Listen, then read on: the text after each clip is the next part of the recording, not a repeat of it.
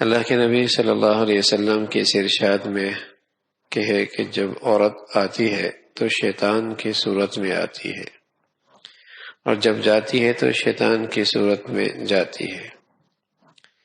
مراد اس سے یہ ہے کہ شیطان کا برائی کی طرف رغبت دلانا۔ نامحرم عورتوں کو دیکھے گا تو دل میں برائی آئے گی، خواہ دیکھنے کی رغبت پیدا ہوگی، اور یہ رغبت اور یہ خیال شیطان کا فعل ہے، تو اس میں عورت کا کوئی قصور نہیں، مگر اس کی طرف لوگوں کی نظریں اٹھوانا اور جان بوجھ کے اس انداز سے باہر نکلنا کہ اس کی طرف نظریں اٹھیں، یہ شیطان کا فعل ہے۔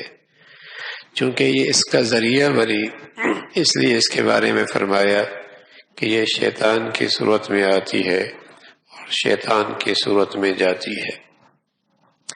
اللہ کے نبی صلی اللہ علیہ وسلم کا ایک ارشاد ہے کہ عورت جب گھر سے نکلتی ہے استشرق الشیطان، تو شیطان اس کی طاق میں جھانکتا ہے، یعنی تاڑ تاڑ کر دیکھتا ہے اس کو، اور لوگوں کی نظریں اس کی طرف اٹھواتا ہے۔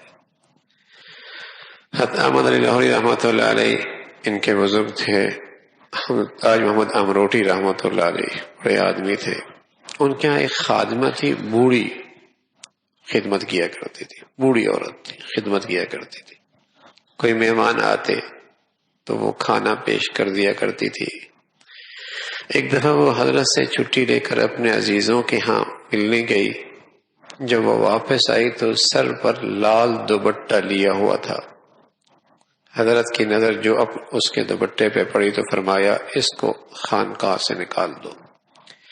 پتہ نہیں اس نے کتنوں کے ایمان خراب کیے ہوں گے، اور راستے میں اس لیے کہ لوگ تو اس کے دوپٹے کو دیکھتے رہے ہوں گے۔ اندر سے بیچاری نانی اماں ہوں گی، اندر سے تو بیچاری نانی اماں ہوں گی، اوپر سے لیا ہوا ہے بڑکیلا لباس، جس سے لوگوں کا ایمان خراب ہو رہا ہے۔